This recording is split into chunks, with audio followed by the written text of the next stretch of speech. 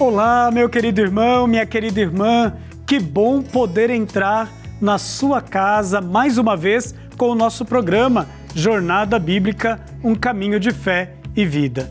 Estamos encerrando esta jornada com o programa de hoje, a jornada do mês de julho, onde tivemos a oportunidade de estudar as duas cartas que Paulo dirige à comunidade de Corinto. Hoje ainda vamos estudar mais uma parte da segunda carta, mas coroamos com alegria este estudo que construímos durante este mês, porque é sempre importante conhecer as páginas das Sagradas Escrituras para que evitemos aquelas leituras fundamentalistas que geram tantas situações de exclusão no meio de nós. Cristo é unidade na diversidade de pensamentos, de dons e carismas. Por isso, estamos aqui para conhecer aquilo que Ele fala para cada um de nós, aquilo que Ele nos ensina e nos convida, então, a ensinar aos nossos irmãos e irmãs como seguidores dos seus ensinamentos. Mas antes de estudar a Palavra de Deus, aqui no nosso programa, nós sempre nos colocamos em oração. E a nossa oração é sempre um ato comunitário. Por isso, convido você e a sua família a rezarem comigo. Meu Senhor e meu Pai, envia Teu Espírito para que eu compreenda e acolha a Tua santa palavra. Que eu te conheça e te faça conhecido, te ame e te faça amado, te sirva e te faça servido. Te louve e te faça louvado por todas as criaturas. Faze, ó Pai, que pela leitura da palavra os pecadores se convertam, os justos perseverem na graça e todos consigamos a vida eterna. Amém.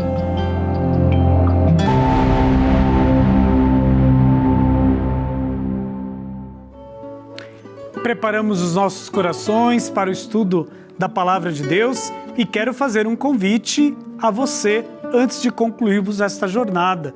Se você deixou de acompanhar um dos nossos programas, não deixe de visitar a nossa página no YouTube, a página da TV Aparecida, e lá, através da hashtag Jornada Bíblica, encontrar o programa que você não pôde assistir ou que assistiu, mas deseja revê-lo. É sempre uma alegria para nós que fazemos este programa com tanto carinho para você, ajudá-lo a compreender ainda mais as páginas das Sagradas Escrituras, que devem estar em nossos corações para darmos testemunho destas páginas, desta Escritura aos nossos irmãos e irmãs. Neste mês de julho, nos ajudou a fazer esta jornada bíblica dentro destas duas cartas que Paulo dirige à comunidade de Corinto, o professor doutor Wellington da Silva de Barros, ele que leciona teologia lá no ITESP em São Paulo, um instituto de ensino da teologia mantido pelos missionários redentoristas e os missionários ex-calabrinianos. Professor Wellington, mais uma vez o acolhemos aqui no nosso programa. Seja bem-vindo entre nós. Obrigado, Padre Rodrigo. Certamente o momento da graça esse de estar aqui com vocês durante essa jornada nesse mês, encerrando hoje o nosso estudo sobre a segunda carta de Paulo aos Coríntios.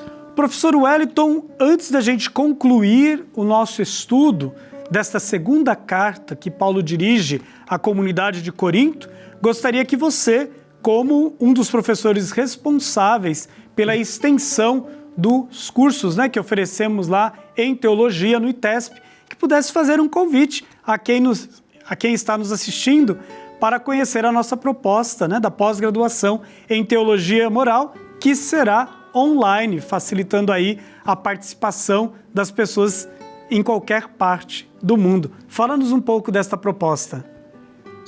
Exatamente, Padre Rodrigo, como o senhor já falou, da importância do nosso instituto, nós estamos com uma proposta de um curso de pós-graduação Lato Sensu na área de teologia moral, que é um tema bastante presente, né, no carisma redentorista. Então você pode aí também aprofundar os seus conhecimentos nos vários temas da moral, bioética, moral sexual, moral da família, da sexualidade, enfim, e pode vir conosco conhecer, pode fazer a inscrição durante esse mês de julho, acessar o nosso site, ver as questões dos módulos, as disciplinas, os professores, né, muitos conhecidos aí de Aparecida, e também o investimento que você vai, né, precisar fazer para participar conosco aqui na nossa pós-graduação em Teologia Moral. Então, você vai ser muito bem-vindo, né? Vocês vão ser muito bem-vindos a estudar conosco esse tema tão importante, tão atual na vida da igreja. Obrigado por esse convite. E, professor Wellington, nós estamos aí caminhando para coroar o nosso estudo sobre estas duas cartas que Paulo envia à comunidade de Corinto. E nesta parte que hoje vamos estudar, alguns teólogos dizem que seria o fragmento de uma terceira carta. Você dizia lá no início do mês, na introdução ao estudo dessas duas cartas, que seriam 4 cartas, mas 2 teriam desaparecido e permaneceram então com 2 cartas dentro aí do cânon das Sagradas Escrituras que chegou até nós. O que falar disso? Por que seria então um terceiro fragmento que se perdeu e está aí? Então, Padre Rodrigo, a questão de uma possível terceira carta perdida, né, de Paulo aos Coríntios é muito debatida entre os estudiosos, né? Mas a partir do quê? Sobretudo em algumas referências que a gente encontra, né, dentro da própria carta, né, no caso, a própria segunda carta. Então, você tem no segundo capítulo, né, da carta de Paulo aos Coríntios, Paulo menciona ter escrito com muita angústia, coração atribulado, né, muitas lágrimas, enfim. Então, assim, ele pode ser uma indicação que houve uma carta anterior à segunda carta aos Coríntios, né? Então, alguns estudiosos falam que essa carta das lágrimas pode ser uma referência entre uma carta escrita entre a primeira e a segunda.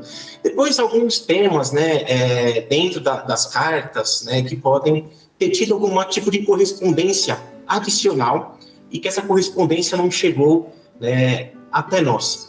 Também, entre outras teorias, né, que os estudiosos colocam, né, talvez de possíveis correspondências anteriores, né, de Paulo com os Coríntios. Então, assim, essas 3 perspectivas, né, hipóteses, poderia explicar, né, alguns, né, que teria alguns temas ainda que não foram totalmente abordados nas cartas que nós temos. Agora, é importante ressaltar que essa terceira carta, né, perdida, né, ela é um debate entre os estudiosos. Há consensos, alguns não há, enfim. Então, a gente tem, assim, e sobre o conteúdo, hipóteses, né, dessa terceira carta. Professor Wellington, quando a gente estuda a carta, aparece lá falsos apóstolos. Paulo, ele vai trazer também essa nomenclatura. Lá na primeira carta, nós vamos falar sobre a loucura da pregação e loucura da cruz. E aqui, falsos apóstolos, e essa terminologia também vai entrar depois na Didaquê, que é um outro documento, né, a catequese dos 12 apóstolos. O que dizer deste termo que o apóstolo cunha nesta parte do livro? Então, falsos apóstolos, né, especialmente, né, na segunda carta, Paulo critica aqueles que estão fragilizando a sua autoridade, a sua liderança na comunidade. Aquelas pessoas que estavam questionando, né, a autenticidade daquilo que Paulo dizia acerca do Evangelho, acerca de Jesus, né? Outros eram contrários, né, aos ensinamentos de Paulo.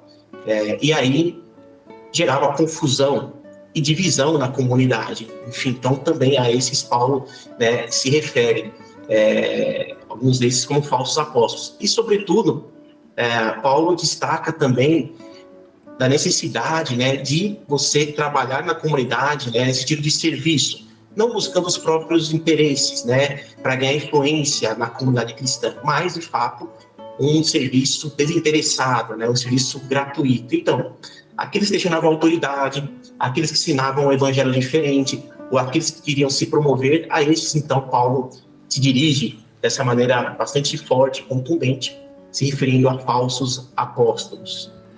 Esta forma do apóstolo se dirigir mostra um pouco de uma certa agressividade.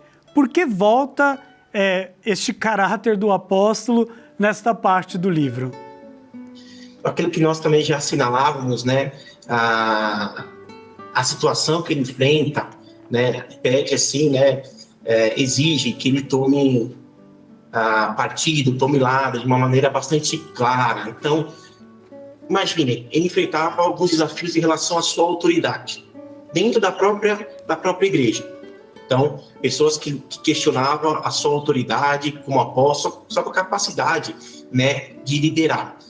Depois, as preocupações que ele tinha, né, de correção, né, dos comportamentos, das divisões internas, que, obviamente, ameaçava, né, a comunidade, e era uma ameaça ao verdadeiro testemunho. E sempre tem aquelas pessoas que resistem, né, à mudança, né, enfim. Então, assim, ele usou uma linguagem forte, né, e que buscou ser correta, assertiva, para, de fato, enfrentar os problemas, como a gente pode dizer assim, na nossa linguagem atual, de frente, né, e, sobretudo, despertar uma mudança, né, no coração das pessoas que participavam da comunidade. Então, Paulo está bem claro, né, claro para ele, né, da integridade, né, da credibilidade que o Evangelho oferece. Então, esse poder que vem do Evangelho, que vem de Jesus e também do seu compromisso, né, em viver uma vida autêntica. Então, nesse sentido, nesse contexto, diante desses desafios, ele agiu com firmeza para corrigir, para restaurar, né, a fé da comunidade dos cristãos de Corinto. Professor Wellington, em poucas palavras, o que as nossas comunidades podem colher destas duas cartas para promover a unidade tão necessária para que a evangelização seja frutuosa? Olha, são muitos, né, aspectos que a gente pode destacar, né, da primeira carta, né, a unidade da igreja, da comunidade, o amor, a ceia do Senhor. Então a gente sabe que existem tensões nas comunidades, né? Somos pessoas diferentes, né? Agora, existe um nível de tensão, assim, tolerável, né? Assim, tem hora que passa, né? A coisa torna, assim, um nível muito acima, e aí ameaça a integridade, a fé, a unidade da igreja. Então, tanto a primeira como a segunda, né, nos leva a perceber qual que é o nosso fundamento, né? A partir do que a gente deve depositar a nossa esperança. Aí o Papa Francisco diz, né, e a esperança em Jesus é uma esperança que não engana. Então, se a nossa esperança está em Jesus, não está nos líderes, não que eles não sejam importantes, mas o centro da comunidade é Jesus, né? E a comunidade que celebra a ceia, né, que serve e que ajuda também, que partilha, né, aquilo que ela tem entre os membros e também com outras comunidades. Então, assim, é importante, né, perceber esses aspectos da primeira e da segunda carta, como Paulo busca fortalecer a fé, fortalecer a unidade e proteger a verdadeira mensagem do Evangelho contra influências, né, negativas.